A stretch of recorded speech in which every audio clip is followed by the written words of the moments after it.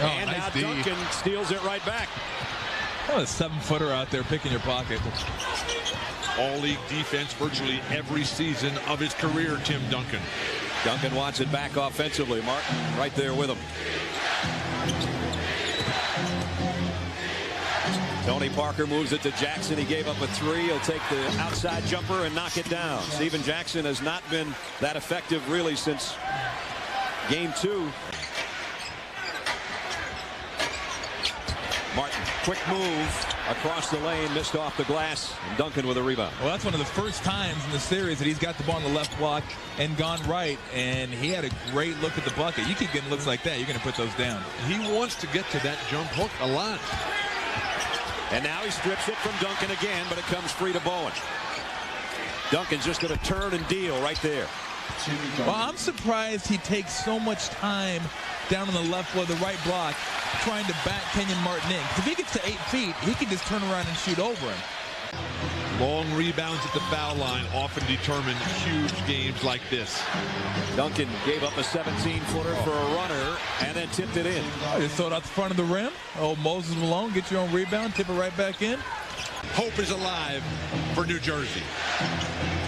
Mutombo, you can see on Duncan, has checked in, almost stripped the ball from him, and Tim got possession back and knocked down his 3rd field goal. Now, I love when Jason Kidd shoots those shots. The rhythm jump shots in the open court. I think he should do more of that because he's a much better shooter in the open court and rhythm than he is in the half court. Of course, right now, he's doing a little bit of everything. He's going to try it again. This one's in and out. Collins almost tipped it in, going back up. Parker around a Duncan pick right back to him, and Duncan will take the long jumper and knocks it down. That's the path of least resistance right there. Turnover story even. Lucius Harris will take the jumper. Ginobili got a piece of it. Duncan right back to Ginobili on the break. Trying to tie it up and does. Well, he is athletic. I think he's going to be a very good player in this league, Ginobili. He's put Tony Parker back in there, along with Rose and Duncan. Ginobili. Duncan off the feed from Rose. He'll take it any way he can get it right now. He was in historical territory for a long while there, Malik Rose. Right now, the Spurs are outworking and outthinking the Nets. Jefferson, nice spin inside, didn't finish though, and Duncan pulls it down, and here comes the big fella on the dribble again. Love the way he dribbles. How about the level of professionalism? Down to 5 seconds remaining in a half. Duncan will get the last chance, it appears. On the baseline, Tim Duncan, and he knocked it down just before the horn sound. Well, that guy's pretty good. He's got 14 points to go with 10 rebounds, and he hit it just before the shot clock and the game clock went off, and they're making sure right now as Joe Crawford's over there having a look at the replay, and we'll take another look at it. You're going to see this shot go before the lights go off on the backboard. There's Duncan, and there it goes, and it's in. Yep, they were fouling him in the first quarter. A hack-a-bowing, and didn't really work very well. Kidd got Parker in the air, blocked by Duncan. 3rd block shot by Tim Duncan. On a pace to set another NBA record, Tim Duncan, for block shots in a series. He's averaging 5 per game. He's had 2 games with 7 each, 3 tonight. Here he is offensively against Collins. Oh, the baseline. And he goes down as he's fouled. What a move. Turn and face against a big guy who can't move with you. But the defense. He has to go by, first of all, the perimeter defender, then David Robinson is there, and then Tim Duncan. But when you turn and use that inside pivot, fake one way, come back the other, and get in the air for the throwdown, there's virtually no stopping that. Tim's numbers, a double-double again, as always. And he has his first point of the 3rd quarter. Back-to-back MVPs for Tim Duncan. This season averaging over 23 points and right at 13 rebounds and 4 block shots a game. He missed the second. Out of bounds to the Nets. This is Tim Duncan's 13th consecutive double-double in this year's playoffs. And this is why. Tim Duncan gets a double team. They move it around the perimeter, and now Jackson leaves it for Duncan.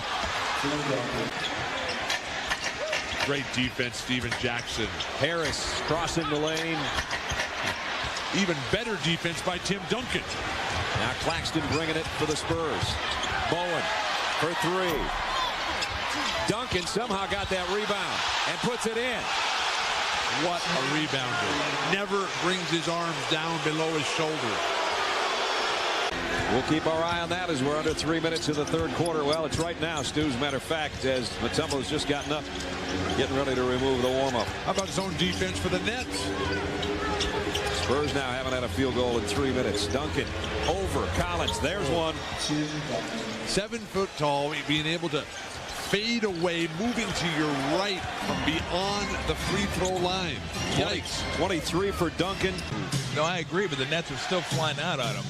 That would be interesting to see. I'd be interested to see if Parker get involved in this game a little bit. Duncan, we know he's involved. He's looking there, trying to get it down to Rose, and does. What a pass. You could be in a deflated situation. Yeah, I always go 2 for 1. Jefferson underneath. Duncan blocked the shot, his 4th of the night. Who's going to guard Tim Duncan? Aaron Williams faces that unenviable test. What a pass. And Parker with a reverse layup off the glass. That is a great look right there and a nice finish. And Chris Rock pointed it out. He said that when Jason Kidd has to score and shoot too much, the Nets don't play well. Everybody else standing around. Duncan on the baseline. It goes. What an angle.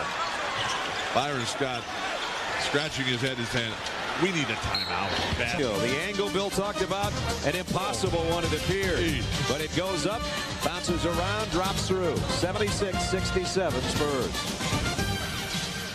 He utilizes the complete roster, and you got a great post feeder in Steve Kerr out there. Kidd trying to double, and that leaves Kerr open, and he knocked down a 3.